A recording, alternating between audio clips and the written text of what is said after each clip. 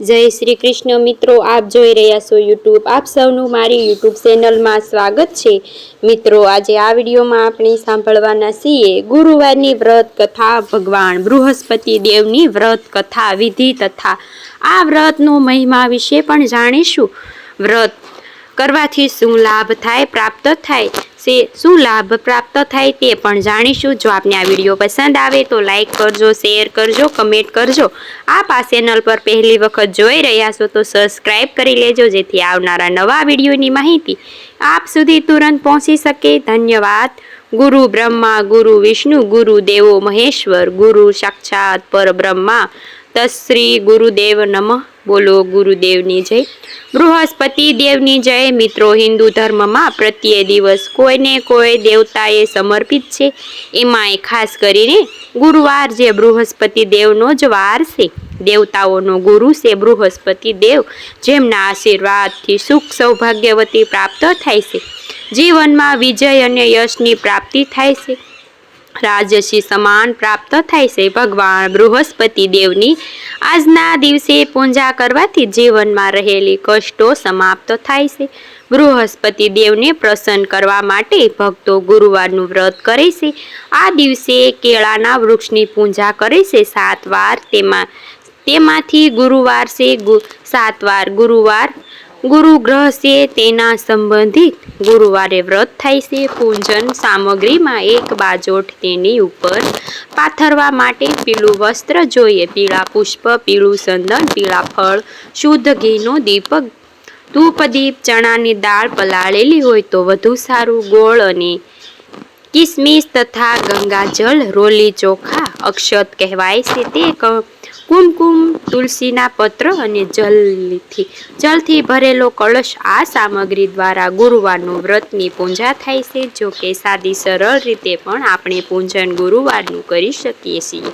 બૃહસ્પતિ દેવની મૂર્તિ કે ચિત્ર હોય તો તેને સમર્પિત કરાય છે. બાજોઠ ઢાળી તેની ઉપર પીળું વસ્ત્ર પાથરી અનાજની ઢગલી કરાય છે. ત્યાં કુંભ સ્થાપન કરી શકાય છે. બૃહસ્પતિ દેવની જો આપણે પૂજા કરતા હોઈએ ત્યારે બૃહસ્પતિ દેવની મૂર્તિ કે ફોટો ન હોય તો ભગવાન વિષ્ણુની પૂજા પણ કરી શકીએ છીએ. તે પણ સાક્ષાત ગુરુ કહેવાય છે. ભગવાન શ્રી કૃષ્ણ પૂજા પણ ભક્તજનો ના કરી શકે, કારણ કે શ્રી કૃષ્ણ વંદે જગદગુરુ, આખા જગતના ગુરુ છે. આપણા ગુરુદેવ હોય તેમની પણ પૂજા કરી શકાય છે. ગુરુ મંત્રની દીક્ષા લીધેલી હોય તો તે મંત્રનો જાપ પણ કરી શકાય છે. હવે આપણે જાણી લઈએ ગુરુવારનું વ્રત પૂજન મહત્વ શું છે. દેવગુરુ બૃહસ્પતિ જ્ઞાન, ધન અને મોક્ષના કારણ નામ છે કરનાય છે. એમની પૂજાથી જીવનમાં કેટલાક પ્રકારના લાભ થાય છે. બૃહસ્પતિ જ્ઞાન દેવતા હોય છે, માટે બુદ્ધિનો વિકાસ પણ થાય છે.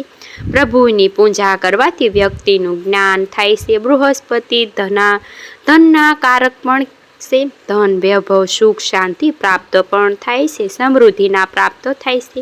બૃહસ્પતિ દેવ વિવાહિક કારક પણ મનાય છે. આપણા કુંડળીમાં રહેલા ગુરુ ગ્રહ જો સારો હોય તો શુભ પરિણામ આપતો હોય. વિવાહિક જીવન સુખ રહે તો એટલા માટે પણ વિવાહ સંબંધિત દોષ દૂર કરવા માટે, વિવાહમાં આવતી બાધાઓને દૂર કરવા માટે પણ, તથા જીવનમાં મંગલમય તો જીવન સાથી પ્રાપ્ત કરવા માટે પણ, આ સંતાન સુખ પ્રાપ્ત કરવા માટે પણ બૃહસ્પતિ વ્રત થાય છે.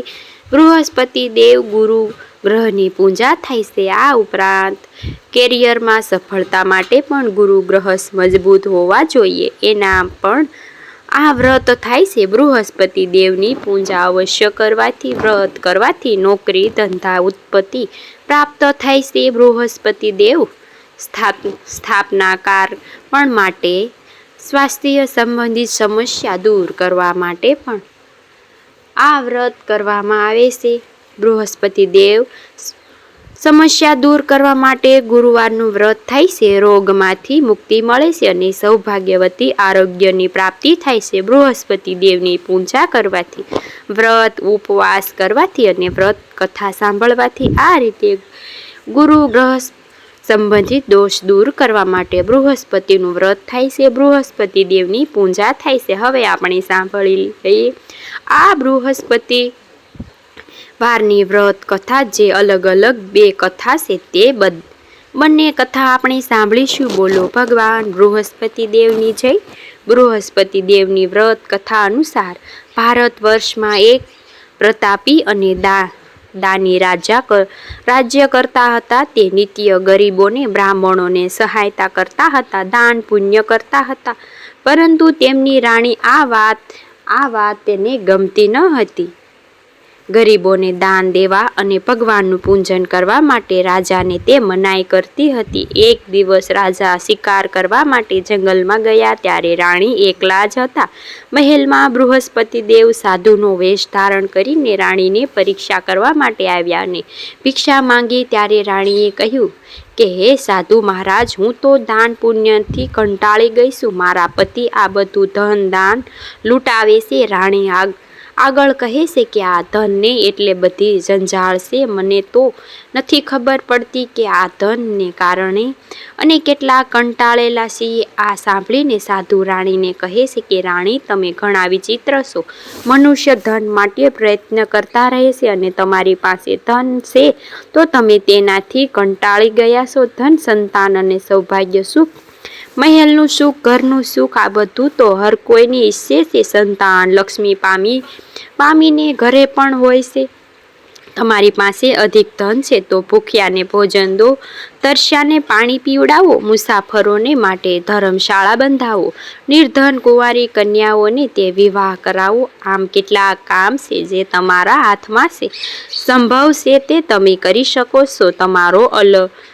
તમારો આલોક પરલોક સાર્થક થશે, પુણ્યના ભાગી બનશો. પરંતુ રાણી આ ઉપદેશ સાંભળીને ઘણા ગુસ્સે થયા. તેને મન ઉપર આ ઉપદેશનો કોઈ પ્રભાવ ન થયો. રાણી બોલ્યા, મહારાજ, આપ મને આ બધું સમજાવો નહીં. હું એવું ધન નથી પ્રાપ્ત કરવા માંગતી જે દરેક જગ્યાએ મારે વેચીને ખાવું પડે. સાધુએ ત્યાં ઉત્તર દીધો કે દેવી, તમારી ઈચ્છા પૂરી થાય. તથાસ્તુ. બૃહસ્પતિ દેવ રાણીને કહેવા લાગ્યા કે દેવી, તમે એમ કરજો, તમારે તમારી મનોકામના પૂર્ણ કરવી હોય તો, એટલે કે ધન ન જોઈતું હોય તો ગુરુવારના દિવસે ધનનું લેપન કરજો. પીળી માટી અને સ્નાન કરીને માથું ધોઈ કાઢવાથી અને કપડાં ધોવો. ઘરની સફાઈ કરજો જેથી ધન નષ્ટ થઈ જશે. તમારી ઈચ્છા પૂરી થશે. કોઈ દાન પુણ્ય કરવાનું કંઈ પણ આવશે નહીં. આમ કહીને સાધુ મહારાજ જે બૃહસ્પતિ દેવ હતા તે તો અદ્રશ્ય થઈ ગયા. રાણીએ તો બુદ્ધિ ભ્રષ્ટ થયેલી હતી. બૃહસ્પતિ અપમાન કરેલું હતું. તેથી તે સાધુના કહ્યા અનુસાર બૃહસ્પતિ 12ના દિવસે સફાઈ કરવા લાગી અને સ્નાન કરીને વાળ પણ ધોયા. જેથી ધન સંપત્તિ નષ્ટ થવા લાગી અને ભોજન માટે પણ રાજાનો પરિવાર તરસવા લાગ્યો. એક દિવસ રાજા રાણી કહે છે કે હે રાણી, તમે અહીં જ રહો. હું બીજા દેશમાં જઈને કંઈક કામ ધંધો કરું. શું કારણે હું મારા જ રાજ્યમાં કોઈ નાનું કાર્ય કરી શકીશ નહીં? આમ કહીને રાજા તો પરદેશ ચાલ્યા ગયા અને ત્યાં એક જંગલમાંથી લાકડા કાપી લાવતા શહેરમાં વેચતા આમ જીવન વ્યતીત કરવા લાગ્યા. આ બાજુ રાજા પરદેશ જવાથી રાણી અને દાસી પણ ઘણા દુઃખી થયા. એકવાર જ્યારે રાણી અને દાસી 7 દિવસ સુધી ભોજન ન કરી શક્યા, એટલે કે ભોજન પ્રાપ્ત ન થયું, ત્યારે રાણીએ પોતાની દાસીને કહ્યું, હે દાસી, આપણા નગરની બાજુમાં જ એક નગર છે. ત્યાં મારી બહેન રહે છે. તે ઘણી ધનવાન છે. તું તેની પાસે જા અને થોડીક મદદ માંગી, જેથી આપણે ગુજારો ચાલે, ખાવા પીવાનું થઈ વળે. દાસી રાણી બહેન પાસે જાય છે. ત્યારે ગુરુવારનું વ્રત હતું, તેથી રાણીએ બહેન દાસીને જવાબ ન આપ્યો, કારણ કે તે વ્રત કથા સાંભળતી હતી. દાસીએ આવીને બહેનને રાણીનો સંદેશ આપ્યો, છતાં પણ બહેન ઉત્તર ન દીધો, કારણ કે તે વ્રતની પૂજા દરમિયાન બૃહસ્પતિ દેવની પૂજા કરી રહી હતી. દાસીએ રાણીને જઈને કહ્યું કે રાણીબા, તમારી બહેન મને કોઈ ઉત્તર ન આપ્યો. આથી રાણીને ક્રોધ થયા. આ બાજુ રાણીએ બહેનને એવું થયું કે હું બૃહસ્પતિ દેવની પૂજા કરતી હતી, મેં દાસીને જવાબ ન આપ્યો, તેથી તે ગુસ્સે થઈ હશે, દુઃખી પણ થઈ હશે. જ્યારે રાણીએ બહેનની પૂજા સંપન્ન થઈ ત્યારે બૃહસ્પતિ દેવને વંદન કરીને ઊભી થઈ અને પોતાની બહેનને રાણીના ઘેરે આવી અને કહ્યું કે હે બહેન, બૃહસ્પતિ વ્રતનું કરેલું હતું, તેથી દાસીને ઊભી. પણ ત્યારે દાસીએ કોઈ ઉત્તર ન દીધો. પૂજા સંપન્ન થાય ત્યાં સુધી તારી દાસી ઊભી પણ ન રહી. બહેન, મને કહો, તમે તમારી દાસીને શા માટે મોકલી હતી? ત્યારે રાણી બોલી, બહેન, તમારાથી શું પૂછું? અમારા ઘરમાં ખાવાના પણ સાસા પડ્યા છે અને અનાજનો એક દાણો નથી અને ભૂખથી તરસથી. તેથી દાસીને મેં તારી પાસે ભોજનનો પ્રતિબંધ કરવા માટે મોકલી હતી. ત્યારે રાણી બહેનને બોલી, બહેન, ભગવાન બૃહસ્પતિ દેવ દરેક મનોકામના પૂર્ણ કરે છે અને એમ કરજો, ગુરુવારનું વ્રત કરો, જેથી તમારું સર્વ રીતે કલ્યાણ થાય. તમારી દરેક મનોકામના પૂર્ણ થશે, ધન વૈભવ ફરી પ્રાપ્ત થશે. હું તમારે ઘેર અત્યારે અનાજ વ્યવસ્થા કરી દઉં છું. ત્યારે દાસી રાણીને કહે છે કે રાણીબા, જ્યારે આપણને ભોજન પ્રાપ્ત નથી થતું ત્યારે આપણે વ્રત કરીને પુણ્ય અર્જિત કરતા હતા.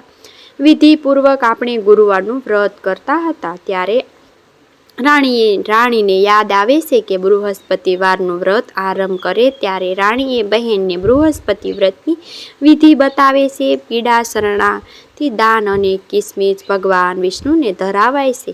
કેળાનું ફળ પણ ધરાવાય છે અને કેળાના વૃક્ષની પૂજા થાય છે. દીપક પ્રગટાવે છે, વ્રત સાંભળે છે અને પીળું ભોજન કરાય છે. બૃહસ્પતિ દેવ પ્રસન્ન અર્થે વ્રત કરાય છે. આમ બતાવવાથી રાણીની બહેન પોતાને ઘેરે ચાલી ગઈ. જ્યારે ગુરુવાર આવ્યો ત્યારે રાણી અને તેની દાસીએ વ્રત કર્યું. પછી કેળાના વૃક્ષ પાસે આવીને ચણાની દાળ અને ગોળથી ભગવાન વિષ્ણુને પૂજા કરી પીળું ભોજન કર્યું. બૃહસ્પતિ દેવ ગુરુવારના વ્રતની ઘણા પ્રસન્ન થયા અને તેથી રાણી અને દાસીને ભોજનની વ્યવસ્થા પણ થઈ ગઈ હતી. ત્યારબાદ દાસીએ રાણી બંને નિત્ય ગુરુવારનું વ્રત કરવા લાગ્યા. બૃહસ્પતિ ભગવાનની કૃપા તેની પાસે ફરી ધન સંપત્તિ આવી ગઈ.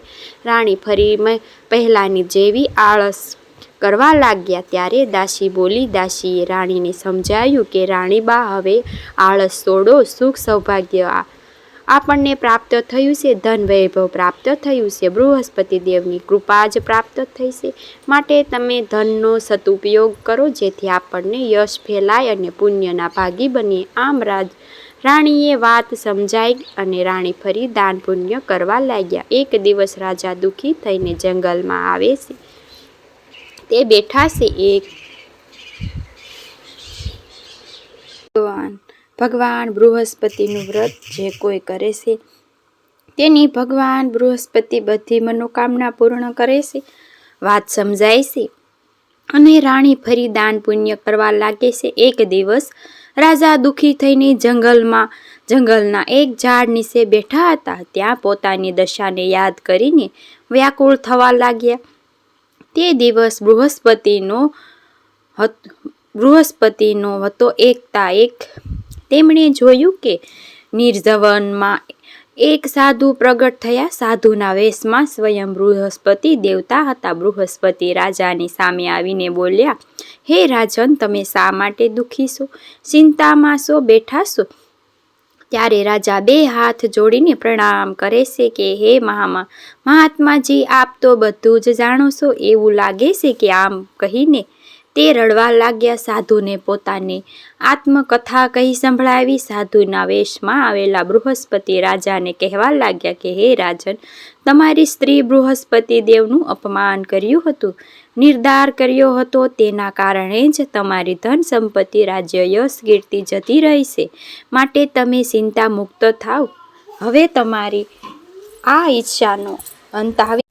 આમ રાજાએ બૃહસ્પતિને સમજાવ્યું કે હે રાજન. સાધુના વેશમાં આવેલા બૃહસ્પતિ રાજાને કહેવા લાગ્યા, રાજન, તમારી સ્ત્રી બૃહસ્પતિ દેવનું અપમાન કર્યું હતું, નિર્ધાર કર્યો હતો. તેના કારણે તમારી ધન સંપત્તિ, રાજ્ય, યશ, કીર્તિ જતી રહેશે. માટે તમે ચિંતા મુક્ત થાવ. તમારા કષ્ટો સમાપ્ત થઈ ચૂક્યા છે.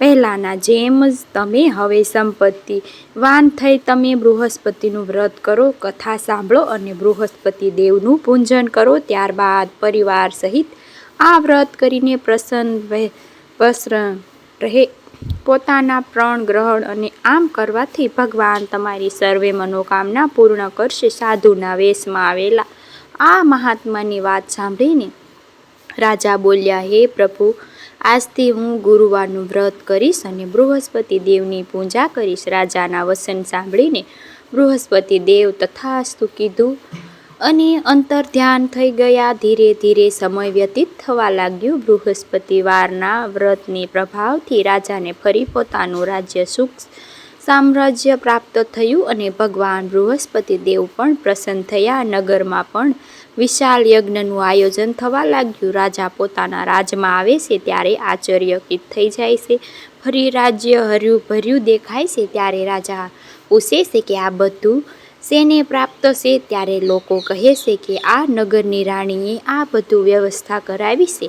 આ સુંદર નગર રાણીના વંશથી નિશેના. જ્યારે રાણીને ખબર પડે છે કે રાજા પાછા નગરમાં આવ્યા છે ત્યારે દાસી સહિત રાજાની આગતા સાગતા કરવા માટે દરવાજા પાસે આવી જાય છે. રાજાએ આખા નગરમાં ઢંઢેરો પીટાયો કે હવે બધા લોકો બૃહસ્પતિનું વ્રત કરશે, બૃહસ્પતિ દેવની પૂજા કરશે, જેથી નગરમાં કોઈ વાતની કમી નહીં રહે. સમય રહેતા રાણીને ગર્ભ રહ્યો, સુંદર સંતાનનો જન્મ આપ્યો. આખાય નગરને ભોજન તથા ભેટ આપી રાજા ઘણા પ્રસન્ન થયા. બૃહસ્પતિ દેવના આશીર્વાદ નગરમાં હર્યું ભર્યું રહ્યું અને રાજાને મહેલ, રાજાનું જીવન પણ સુખ સૌભાગ્યવતી સંપન્ન બન્યું.